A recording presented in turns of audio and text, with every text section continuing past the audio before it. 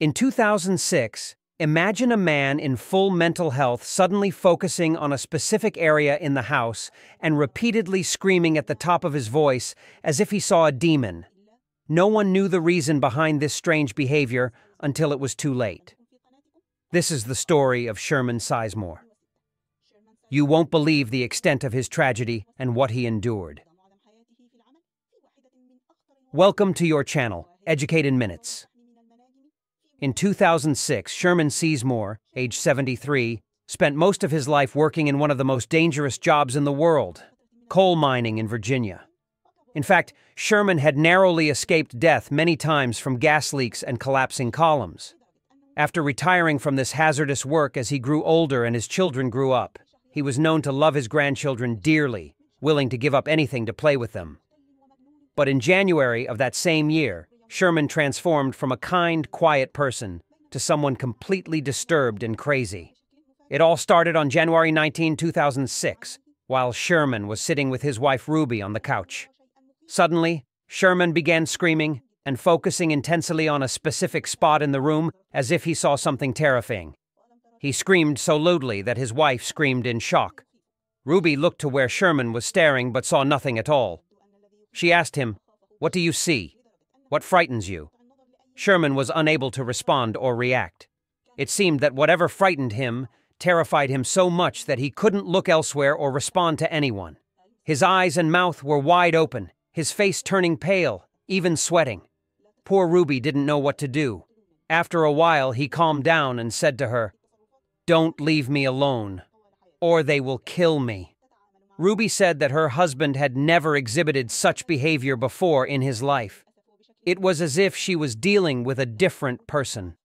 She held on to him, hoping he wouldn't scream again, but unfortunately he periodically repeated the same behavior. Ruby didn't call for medical help because she expected him to sleep it off and be fine the next day. But when she woke up, it was clear that Sherman had not slept at all and was staring continuously at the room's ceiling in an even worse condition.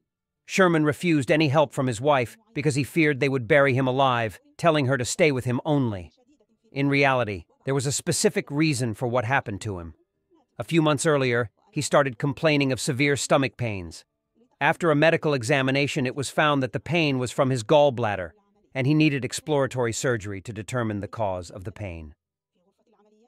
On July 19th, the day of the surgery, Sherman was very normal except for the pain he felt. In the operating room, the anesthesiologist gave him only one of the two necessary drugs for general anesthesia, the muscle relaxant.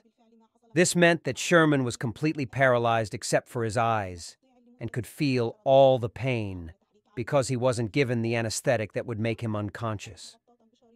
Sherman felt all kinds of surgical pain for 16 minutes, trying to move his eyes to draw attention to himself, but his eyes were covered with adhesive tape.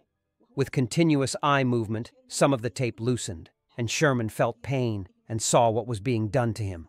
After 16 minutes, a nurse noticed that he was moving his eyes, and then the doctor realized that Sherman was conscious. The medical team knew they were in big trouble and would face a lawsuit as soon as Sherman woke up because he would remember everything. So, they decided to give him an additional drug called midazolam to try to erase his memory of what happened. Unfortunately, these 16 minutes were implanted in Sherman's subconscious rather than his unconscious mind, and his body fully realized that he had undergone a severe shock. What the drug did was erase how he received this pain, so there was a significant disconnect in his memory. As soon as he woke up, he was terrified and extremely tense, transforming from a calm, normal person to a completely chaotic state. He couldn't sleep and believed that everyone, except his wife, wanted to bury him alive. When he returned home, he suffered from severe panic attacks, afraid of something he didn't understand. Days later, flashes of memories from the actual surgery, the torture he went through, began to come to him, and he didn't realize they were from his operation, thinking they were nightmares. Before any psychiatrist could treat him, he couldn't bear it anymore, and after 2 weeks of surgery, he ended his life. His family investigated the matter until they discovered the medical report detailing all the details, and the hospital was sued, and they were compensated monetarily. What do you think of Sherman's story? You can't imagine the extent of the pain and psychological shock. Don't forget to subscribe to the channel and activate the notification bell to receive all updates.